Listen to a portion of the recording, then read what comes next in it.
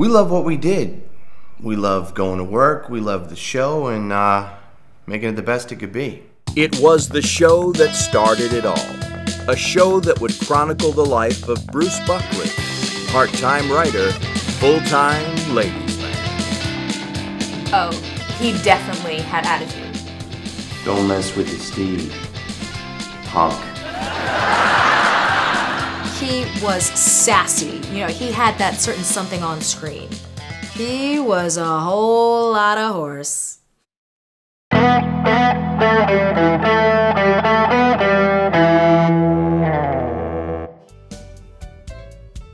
Martini.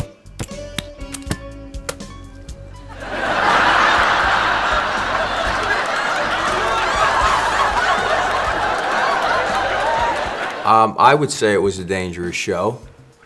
Edgy. If you looked up the word edgy in the dictionary, our picture was there, you know. People would get upset watching the show. They'd jump out of their seats and they'd say, "Excuse me, did he just say that?" And I'd be like, "Yeah, he just said that. And you better watch how you sit down because you just laughed your ass off." Oh, it was hilarious to the max. It's that classic, good-looking guy, hot women premise, but there's a catch. Unlike this horseman thing with the kind of problems you'd expect a horseman thing to have. Don't look at me. The guy was like a friggin' rock star, you know, with the sex and the drugs and the rock and roll. Well, not with the rock and roll because there was no music. He was an actor on a situation comedy. Behind the scenes lay a darker side to America's most popular sitcom. I was doing crack, dope, smack, every drug you could possibly imagine. Did you do the horse? Seriously? You. So, I got both of them standing there. I say, I you, and I you. Now you and you. Before Centaur, I started in many things, mostly theater. You see, that's my background. Shakespeare, Beckett, Sardou.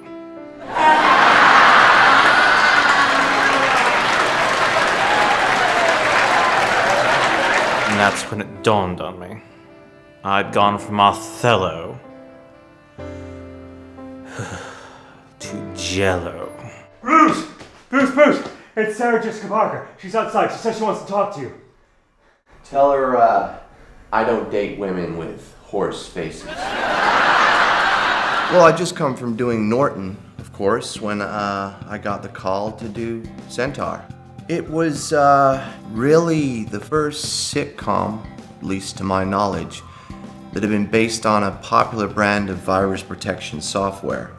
And I thought it was great. Luke played Rainer, who was like this kind of wacky neighbor type character.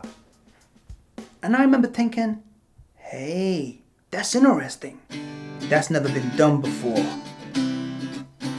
With Norton, Luke proves himself immensely popular. Realizing his potential, HBC offers the young actor his own situation comedy.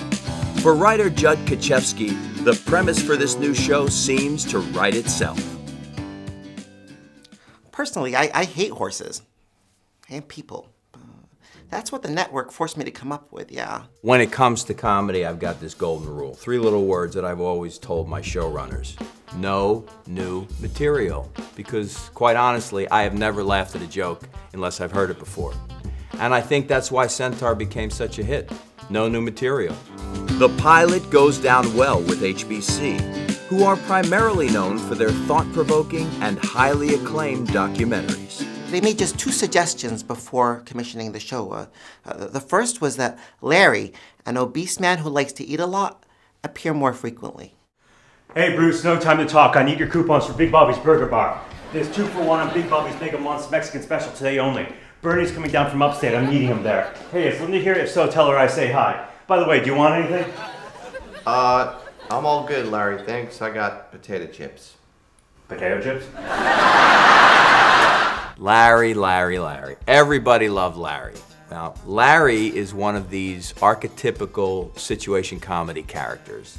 Larry is not particularly bright, Larry is not popular, and Larry is not, he's not the brightest bulb on the block, if you know what I mean. But Larry is one thing everyone loves. Larry is fat. The other change they insisted on was that Joey appear as Bruce's cranky neighbor. Is that Lenore? Joey Leguizamo is the most controversial comedian of his time. His presence will be vital to the success of the series. Yeah, you guys know what I'm talking about. What the f***? This motherfucking cappuccino bull, huh? What? A cup of coffee? A glass of milk? Jeez Louise. Oh, the comedian said that I was selling out. But what's really selling out, huh? If directly transferring my material to a primetime sitcom was selling out, then sure, I guess I'm a sellout. With Joey now on board, this soon-to-be award-winning cast is complete. Hey guys, fancy a cappuccino? What the heck is this cappuccino bull, huh? What, did a cup of coffee sexually reproduce with a glass of milk? Oh, don't forget the chocolate part. I like chocolate in my cappuccino. Boy, there's a surprise. The show is an overnight success, due in part to the multi-million-dollar promotional campaign launched by the network. You look at some of those early scenes and you tell me that that show is not funny. So, you bring him? Yeah, I got him. Sugar cubes? Gimme. So, Bruce, there's something that's hard for me to say. Something bad has happened. What, did Kenny G release a new album? No, this is serious. Will you listen? To Kenny G's new album? No thanks. Not my kind of thing, if you catch my drift. She's dead! My freaking mother is dead, Bruce! She died last night. That old bag? She's more of a horse than I am. That was probably the best series ever. The jokes were still fresh, the references were topical, and the attitude? Who could resist the attitude? Hey, how you doing?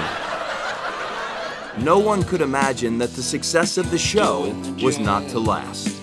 By the third season, Leguizamo's drug habit begins to spiral out of control.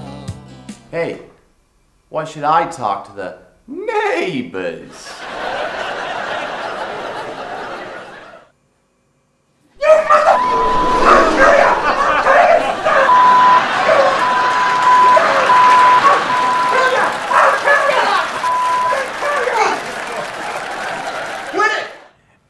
What you see on the screen that season isn't really acting. Except for the horse part, obviously Luke isn't a horse, but the rest of it, that wasn't acting. Giddy up! The tension continues to escalate. So I suddenly thought, well, what would actually happen if a centaur were to make love to a woman? You know? It's kind of weird. I mean, where? The resulting episode is highly controversial. Make love to me, Bruce. Let me be your mare. But dying.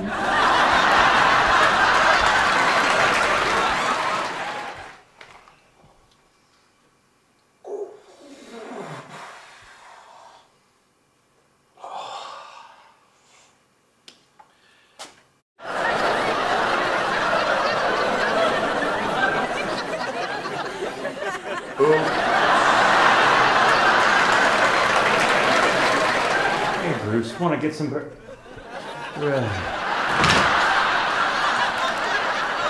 Hey, I better come back later. The episode could not have aired at a worse time. A dead prostitute has been found in actor and comedian Joey Leguizamo's car. This news comes straight from Leguizamo himself, who reported the incident earlier this evening. Leguizamo is famous for his role in HBC's sitcom Centaur, which has been heavily criticized in recent weeks after an episode aired in which the main character, a half-man, half-horse creature, engaged in interspecies sex with a human female. Tonight, Leguizamo will face heavy questioning from police. "I didn't kill her," he explained during his confession. "I didn't do it. It was the drugs. Believe me, man. Oh God, I killed her. I think I've taken too many drugs." Look, Joey was a drug addict in the throes of his addiction, okay? And he was high as a kite. He comes around, he sees this girl unconscious on his kitchen floor, he panics, drags the body down to the car, throws it in the trunk, locks it up, and then the schmuck calls his publicist. His publicist! So what happens? 20 minutes later, the place is like a crime scene. You got cops, SWAT, paparazzi crawling all over the place. They open up the trunk. The girl's not dead, she's just sleeping. And he poured a bottle of Smell Well citrus air freshener all over her. You gotta understand something. That was a huge mistake. Smell Well was one of our major sponsors. With Joey now gone, the show loses a crucial element, ensuring its inevitable demise. Distraught, an entire nation eagerly awaits a series finale that will outshine them all. I sure am gonna miss this place, you know, Larry. Come on, let's go. A horse can dream. Hey, Larry. I think everyone remembers where they were when that aired.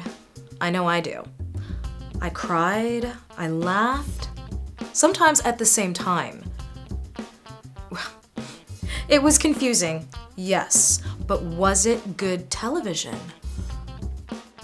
Once again, critics panned it, but so what? It was a beautiful way to end. It really made me think, man, you know? I mean, that's deep.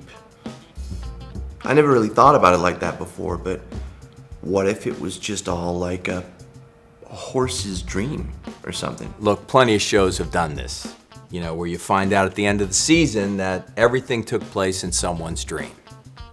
But a horse's dream? No way, right? Yes way. Because let me tell you something. Here at the HBC network, that horse's dream, that made all of our dreams come true. My favorite moment? They were all exceptional, which is why I wrote the book, Centaur and I, The Complete Guide to America's Greatest Sitcom, which can be purchased at all good booksellers. My favorite scene was any scene that I was in, frankly. I'm immortal. Favorite moment? The part where I f***ed all the ladies. The one with the fat guy. The drugs. None of it. I hated it all. And they never paid me for the last season, so yeah. I hated it. But what was next for the people that made it all happen? Drugs. Oh, we've got some great shows coming up for this new fall season. I thought you'd never ask. So we've got a show called Dolphin Cops. It's a marvelous show. It was a huge success last year, and I think that's because people really enjoy watching policemen working with a real porpoise. You know? You've seen the commercial, right? It starts with a voice. My voice. Smooth. Unavoidable. Irresistible. Now picture a speeding train.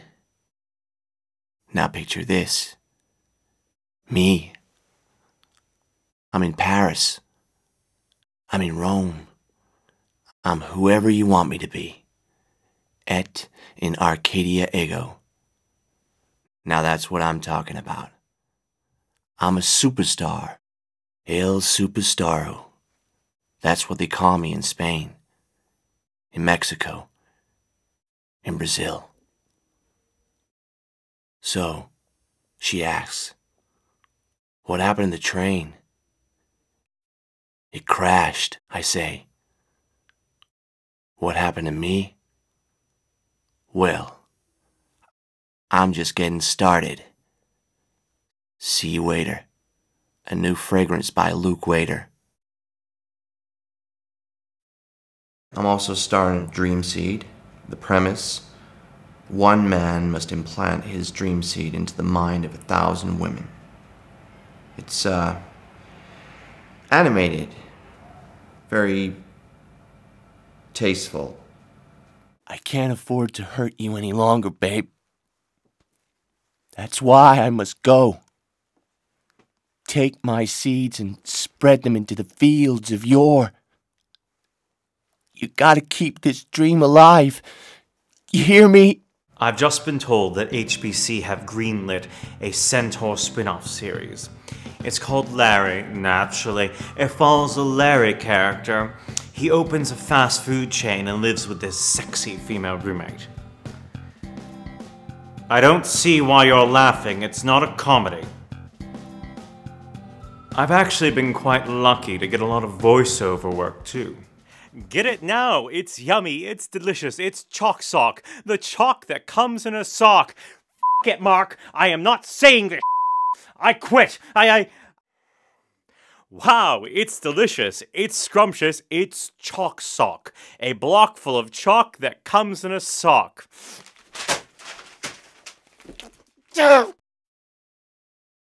Where we left, for instance, the last show, the last episode, everybody knows where they were at that moment in time, you know? I mean, me, for instance, I was in the show. I don't know where you were, but, you know. Enigmatic. Wait, what does that mean? It was a great show that warmed the hearts and touched the souls of everyone who watched. A show that changed the way we think about men and horses. Friends were gained, friends were lost, jokes were shared.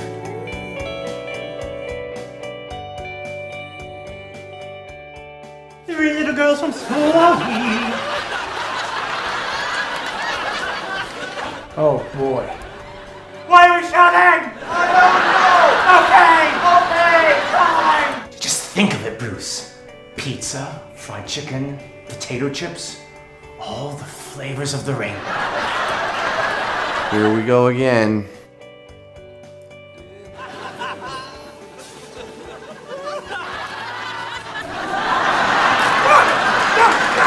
I'm sorry.